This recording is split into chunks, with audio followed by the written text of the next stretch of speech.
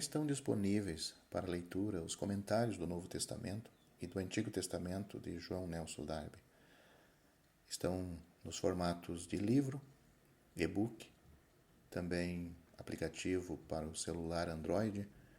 Visite o nosso site www.palavrasdoevangelho.com.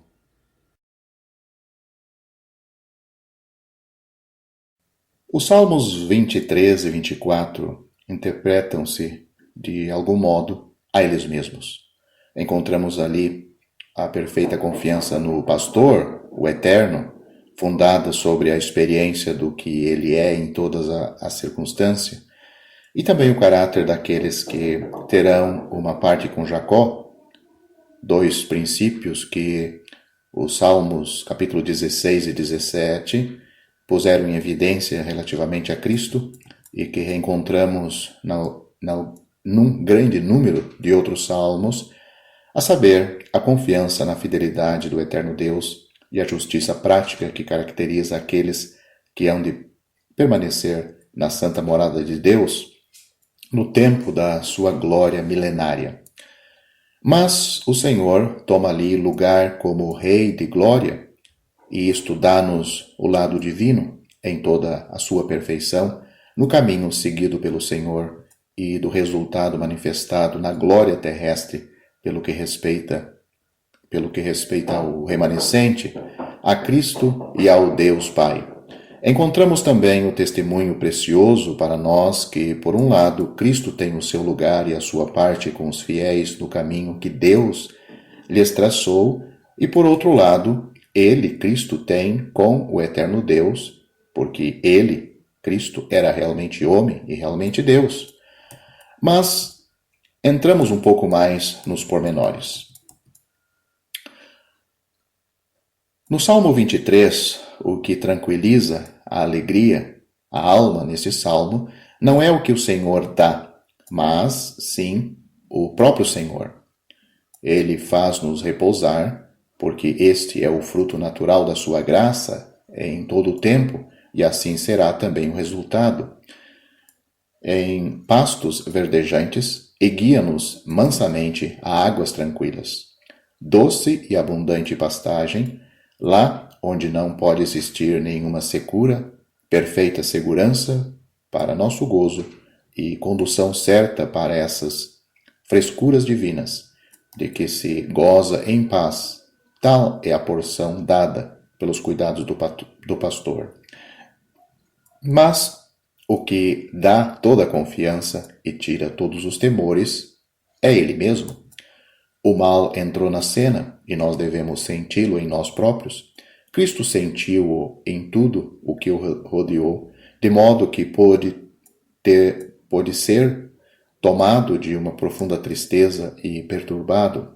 Mas nós, infelizmente, mais do que isso, o bom pastor, e Cristo é para nós o bom pastor, restaura a alma e guia-nos pelas veredas da justiça, por amor do seu nome. A bênção depende do que ele é, e não do que nós temos apreendido. Sem dúvida, eu tenho a bênção e aprendo a saboreá-la nos pastos verdejantes, e se fui perturbado ou me extraviei, ele restaura a minha alma. Mas com a tristeza e a dor, o pecado trouxe também a morte. Vem então ele, faz-me passar através da morte e conforta-me. Depois há inimigos no caminho. Ele prepara-me uma mesa e sacia-me na sua presença, na presença dos meus inimigos.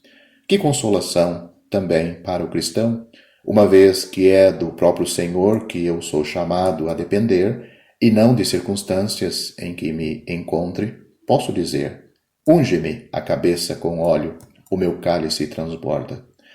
Quando vejo todos os sofrimentos e as dificuldades do caminho, tem o próprio Senhor mais distantemente como sendo ele a bênção, ou melhor dizendo, quando vejo todos os sofrimentos e as dificuldades do caminho, tem o próprio Senhor mais distintamente como sendo ele a bênção, de sorte que posso contar com ela para sempre, porque ele não muda.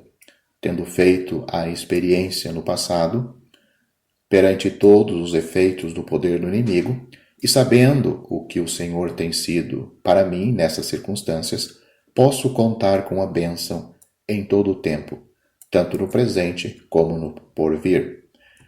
O fim dos caminhos do Senhor está em que nós seremos levados à morada com Ele para todo sempre. A bênção é menos aparente no fim, mas bem mais profunda e mais pessoal, e como dissemos já, a alma repousa no Senhor, conhecido em todas as circunstâncias, e não sobre a bênção que Ele agrada em dar. Uma alma exercitada tem assim como resultado uma bênção bem mais profunda do que uma alma simplesmente abençoada. O resultado para Israel, e bem mais para nós, é mais do que os pastos verdejantes nas quais, no princípio, o povo tinha sido o rebanho colocado pelo Senhor. Ele está de posse do profundo conhecimento que uma alma exercitada tem adquirido da fidelidade do Senhor, e assim, segundo a beatitude da sua própria natureza, o repouso será o seu repouso. Os pastos verdejantes convêm às ovelhas, mas a cabeça ungida, o cálice transbordante e a casa do Senhor, para todo sempre, eis o que convém àquele que morava lá, ou seja, Cristo. Tal é o resultado da confiança do remanescente no Senhor. Quando os pastos verdejantes estão, de algum modo, perdidos por um certo tempo, nestas condições segue-se o Cordeiro. Para nós, é Cristo que é o pastor. Nós sofremos com ele e temos, além disso, uma melhor bênção, enquanto esperamos os cuidados do pastor. Estão lá, mas sob uma outra forma. O Salmo capítulo 24, como vimos já, apresenta-nos o segundo aspecto da condição do remanescente acerca do bem, daquilo que a graça produz neles. O Senhor era o pastor ao longo de todo o caminho. No fim, a terra e tudo o que ela contém, o mundo e os que nele habitam, pertencem ao Senhor. O céu não é diretamente introduzido na cena, nem ao longo do caminho, nem no seu termo, mas o Senhor tem, sobre a terra, um lugar especial na sua habitação, um monte que é particularmente a sua herança. Quem subirá a este lugar? Aqueles cujo caráter nos é revelado na palavra de Deus, aquele que é limpo de coração e puro de coração, que não entrega a sua alma, aquele que é limpo de mãos e puro de coração, que não entrega a sua alma à falsidade, que não se entrega aos ídolos, que não jura enganosamente. Estes, que assim procedem, serão abençoados. São a geração e têm o verdadeiro caráter dos que buscam a face do Deus de Jacó. Porque Deus estabeleceu em Jacó o lugar da sua habitação. Procuram a face do Deus de Jacó na qualidade do povo bendito do Senhor. Mas se sobem ao monte do Senhor e entram na sua santa morada, a coroa da sua bênção é porque o próprio Senhor entra pelas portas abertas a fim de ali habitar. O Senhor vitorioso, o Senhor dos exércitos, entra, o próprio Cristo, que tomou o lugar das suas ovelhas, para ir adiante delas, ocupa então o lugar do eterno Deus, que lhe pertence de direito e no qual ele, Cristo, é reconhecido, quando a plenitude da bênção é introduzida e revelada. Isto vem fechar o desenvolvimento da posição de Cristo em relação ao remanescente, tal como nolo apresentaram os salmos que acabamos de estudar, a partir do Salmo capítulo 16, o primeiro que introduziu formalmente esse assunto. E nós temos de nos ocupar agora da posição do remanescente sobre um ponto de vista e num campo inteiramente novos. Tendo sido Cristo introduzido, ainda não em glória, mas como associando-se ao remanescente e sofrendo mesmo a morte por ele, a palavra de Deus pode agora ocupar-nos profeticamente de tudo o que concerne ao Estado de Israel. Aqui no Salmo capítulo 25 encontramos pela primeira vez a confissão dos pecados. Já não se trata simplesmente de uma posição, como podíamos encontrar nos Salmos capítulo 3 a 7, nem o sentimento das circunstâncias em que o homem piedoso se encontra, descrito nos Salmos 11, do capítulo 11 ao capítulo 15, fundados sobre os Salmos capítulo 9 e 10, mas toda a condição do remanescente, como se há de sentir, é agora colocada perante nós. As primeiras palavras caracterizam os fiéis. É dito: a ti, Senhor, elevo a minha alma. O Senhor piedoso exprime a sua confiança, aliás, melhor dizendo, o homem piedoso exprime a sua confiança no seu Deus e pede para não ser confundido na sua esperança, como o serão aqueles que agiram perfidamente. O versículo 3 distingue claramente o remanescente. Há na alma dos fiéis o desejo de conhecerem os caminhos de Deus, de serem guardados nas suas veredas, porque Deus é o Deus da sua salvação. Esperam sempre nele. No versículo 6, o fiel lança-se nos braços da misericórdia divina, entregando-se a Deus, a tal como Deus próprio se tinha manifestado em bondade, suplica a Deus que não se lembre mais dos pecados passados de Israel, mas que se lembre dele mesmo, de Deus mesmo, por causa da sua bondade. O fiel sabe que o Senhor é bom e reto e que, por consequência, ensinará o caminho aos pecadores. E eis aqui um ponto assaz importante. Em seguida encontramos o caráter do remanescente. Os fiéis são os mansos da terra, e o Senhor os fará andar na justiça. Todos os seus caminhos são misericórdia e verdade para com eles, e eles guardam a sua aliança e os seus testemunhos. Note os versículos 9 e 10. O homem piedoso confessa aqui, da maneira mais completa, não só os pecados passados de Israel, mas também o seu próprio pecado. Confia-se somente à misericórdia. Tão grande é o seu pecado e não afunda na sua esperança e não coloca a sua esperança senão no nome do Senhor. Isto é de uma grande beleza. Os primeiros versículos desse salmo expõem a apreciação que faz o homem piedoso do nome do Senhor, como tinha sido revelado em Israel, e dos seus caminhos de graça e de verdade. A resposta de Deus a este clamor do remanescente, tal como aparece na obra absolutamente eficaz de Cristo, embora anunciada pelos profetas e formando a base de tudo, aos olhos de Deus não é conhecida do remanescente piedoso naquela época. E não o será senão quando olharem para aquele Cristo a quem traspassaram. Isto ainda no futuro, após o arrebatamento da igreja. Israel fará isto. Mas, se não tem este conhecimento, tem os do caminho de Deus e das suas promessas, tem as numerosas declarações do eterno Deus nos profetas, que se os seus pecados eram como o carmesim, eles se tornariam brancos como a neve.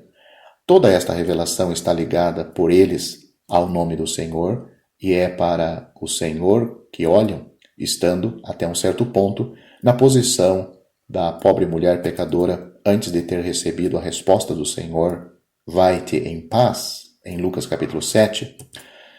Nos versículos 12 a 24 deste salmo encontramos a resposta profética do Espírito Santo em esperança, do Espírito em esperança. Nos versículos 15 a 21 deste salmo encontramos o manso, colocando toda a sua posição perante o Senhor. O grande resultado e o verdadeiro sentido do salmo são-nos dados no último versículo. Esse salmo, capítulo 25, coloca toda a condição do remanescente de Israel perante o Senhor, na expressão dos sentimentos de uma alma traída e ensinada pela graça. Encontram-se aqui a expressão clara e completa da posição do remanescente e das suas instâncias perante o Senhor, segundo o que o Senhor é. São postos em evidências alguns pontos muito especiais. A confissão dos pecados passados de Israel, a confissão dos próprios pecados daquele que fala e a misericórdia considerada como o único recurso. Pode-se, na verdade, esperar de um Deus tão pleno de graça que ensine pecadores, mas esses pecadores são os mansos que devem herdar a terra. Caracteriza-os a integridade de coração. Confiam-se a Deus e esperam nele. Compare-se com este salmo, o magnífico quadro do remanescente que encontramos no capítulo do Evangelho segundo Lucas. O Salmo capítulo 25 é, todo ele, e ao mesmo tempo, cheio de beleza e particularmente característico. O Salmo capítulo 26 é uma invocação ao Senhor fundada sobre a integridade e a confiança próprias. O homem piedoso, tendo confiado em si mesmo, certamente não fraquejará. E convida o eterno Deus a sondar bem o seu coração, tal como fez Pedro, em João capítulo 21, versículo 17, embora tivesse caído. Ainda que a bondade do eterno Deus é o primeiro motivo do homem piedoso. Em seguida, a separação dos fiéis da massa infiel da nação é posta em plena luz e invocada como motivo para que as almas dos fiéis não sejam reunidas com as dos pecadores. Versículo 9. Isto nós vemos no versículo 9.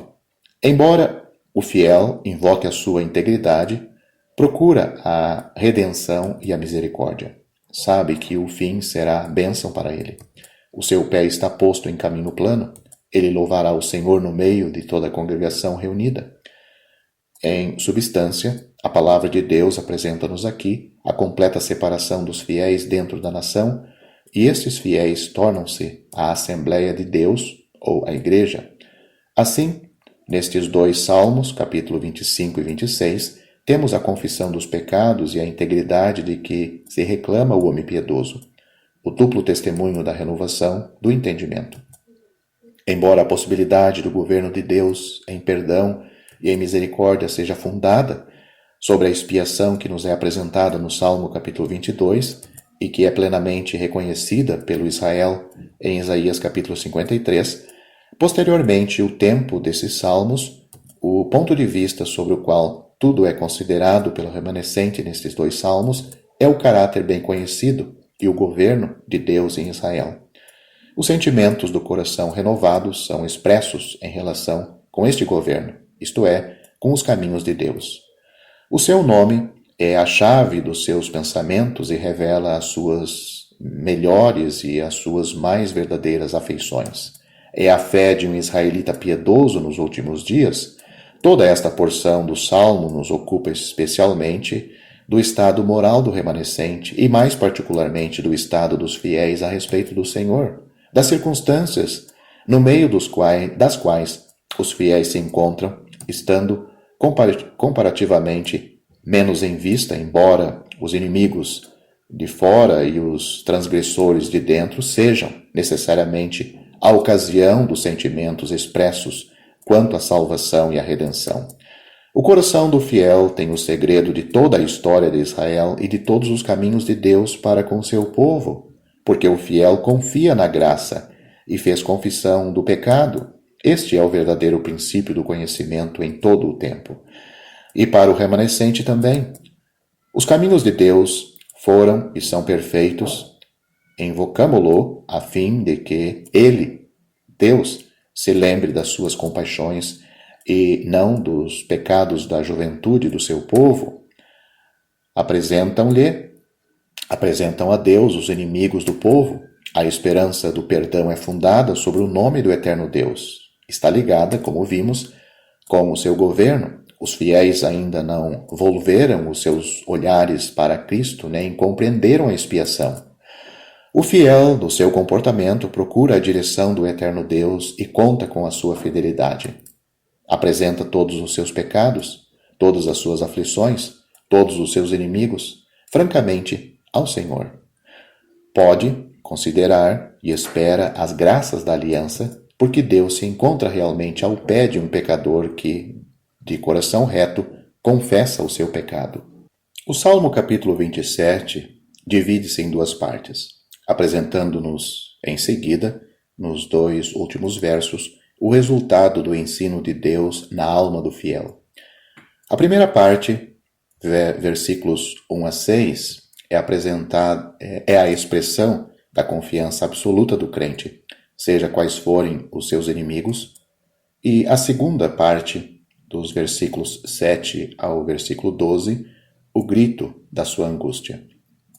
O fundamento da confiança, na primeira parte, é a visão simples, na segunda, é o apelo do Senhor, a expressão buscai o meu rosto, versículo 7.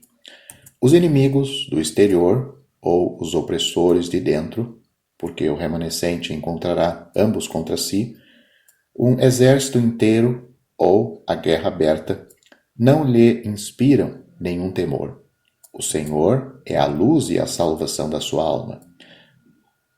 O seu único desejo é habitar na casa do Senhor para ver a beleza do seu rosto e aprender diligentemente o seu templo, aprender diligentemente no seu templo. Conhece o Senhor quando desbaratava os inimigos do fiel. Procura-o, ou seja, procura o Senhor como o objeto do desejo do seu coração. No tempo da angústia, o Senhor o esconderá no seu pavilhão.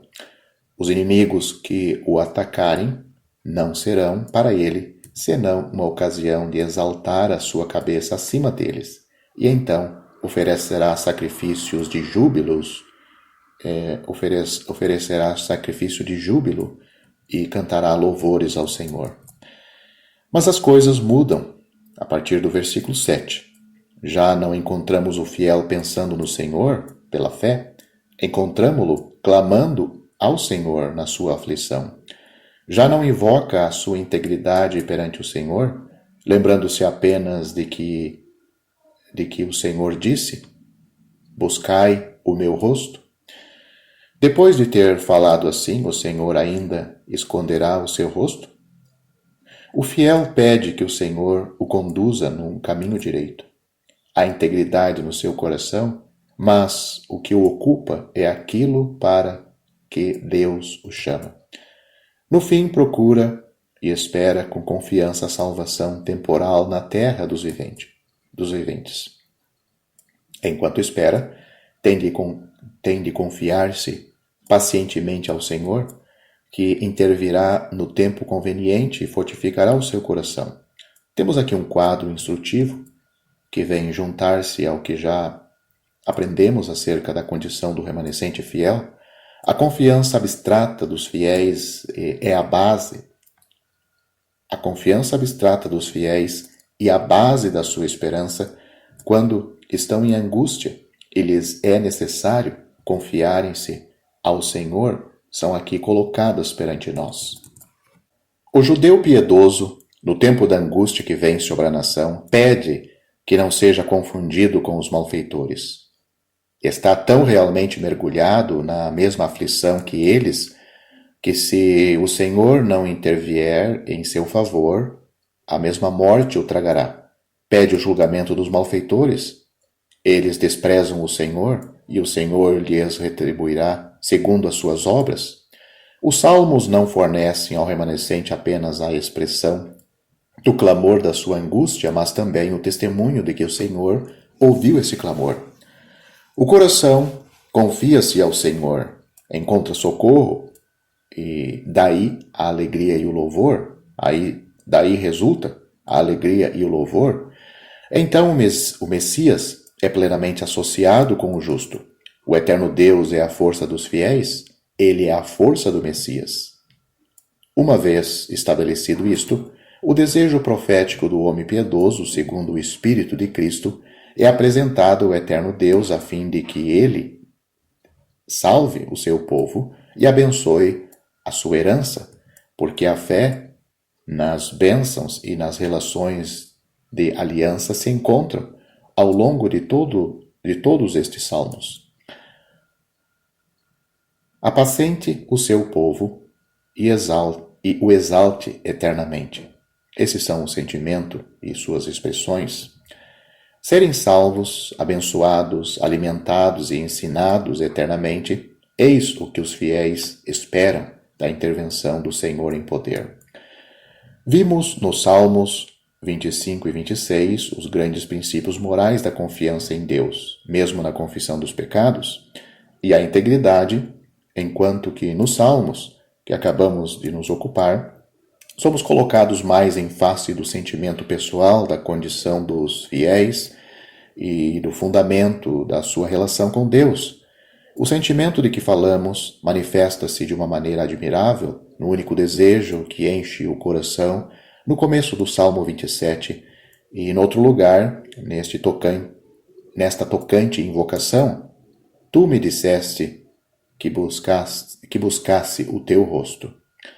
Então, nesses tempos de divina instrução, o meu coração te disse: o teu rosto, Senhor, buscarei.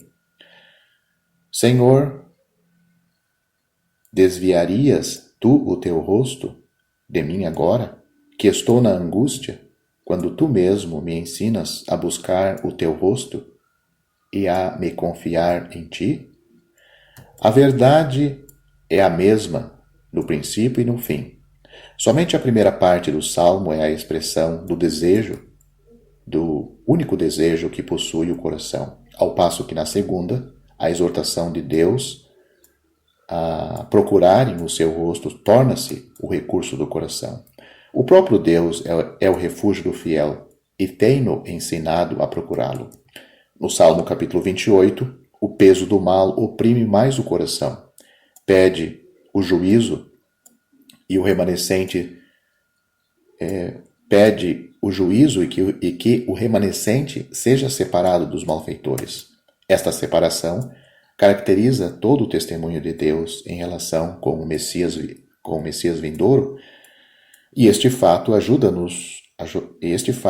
ajudar-nos a apreender a unidade do remanescente no pensamento de Deus. Não só a separação do remanescente é profeticamente anunciada, como no capítulo 65 de Isaías, mas também João Batista a utiliza para caracterizar a vinda do Messias, advertindo aqueles que acabavam de se apoiar na sua qualidade exterior de filhos de Abraão, o que não tem nenhum valor. Note Mateus capítulo 3, versículo 9. Aliás, esta separação realiza-se espiritualmente assim. Somente o Senhor, sendo rejeitado e não vindo ainda em poder, faz com que os separados sejam reunidos à Assembleia como os santos. É o que explica a linguagem de Pedro no capítulo 2 de Atos, e versículo 40. O próprio Senhor os recebe como ovelhas suas. Paulo também apoia sobre o mesmo fato a sua argumentação no capítulo 11 da Epístola aos Romanos. O Salmo capítulo 29 intima os poderosos a escutarem uma voz mais poderosa, a do eterno Deus, a reconhecê-lo e a adorá-lo segundo a santa ordem na sua casa, celebrando o poder da sua voz em toda a criação. Mas há um lugar de serviço inteligente, onde a sua glória é compreendida, o seu povo, onde os homens são convidados a vir. Este eterno Deus é exaltado acima do orgulhoso ruído das ondas de todos os poderes criados. Ele preside como rei eternamente e a despeito de tudo. E é ele, esse todo-poderoso, e a despeito de tudo. E é ele, esse todo-poderoso, quem dará força ao seu povo e o abençoará pela paz. Esse salmo não é um grito de angústia ou uma súplica a Deus, mas sim um encorajamento positivo para os fiéis, um testemunho a fim de fortalecer o seu coração perante os poderosos, Aquele que cuida deles é mais poderoso do que esses filhos dos fortes. No Salmo capítulo 30, vemos o contraste entre a confiança na prosperidade, mesmo dada por Deus, e a confiança no próprio Deus. Ele interveio, exaltou o pobre e não o abandonou aos seus inimigos. No seu favor está a vida. A sua ira não dura mais que um momento, e é para o bem dos seus santos, mas o seu favor é para sempre. Se o pranto durou uma noite, o canto de alegria vem pela manhã. Talvez os tenha deixado descer até as portas do túmulo, mas foi para manifestar o seu poder na sua infalível salvação. Quanto ao homem piedoso, o próprio Israel, como povo, tinha confiado na prosperidade que lhe tinha sido dada. Agora, no seio da adversidade, encontra o eterno Deus em salvação. Superar definitivamente o poder do mal vale mais do que o bem incerto, que se pode perder. Está-se em segurança sobre a bênção e nos braços do Senhor, que é por nós, porque Ele é o Salvador.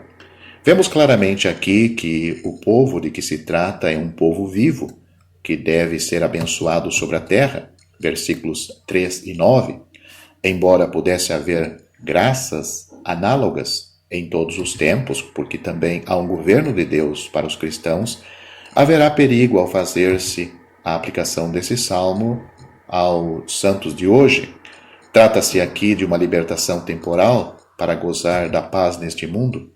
Nenhuma montanha, mesmo quando reconhecemos que ela foi tornada forte pelo Senhor, é comparável ao próprio Deus, ainda quando estivéssemos às portas do sepulcro. O meu coração, se dela estiver ocupado, dirá: é a minha montanha. Note o versículo 7. E isto traz implícito um certo caráter de fraqueza.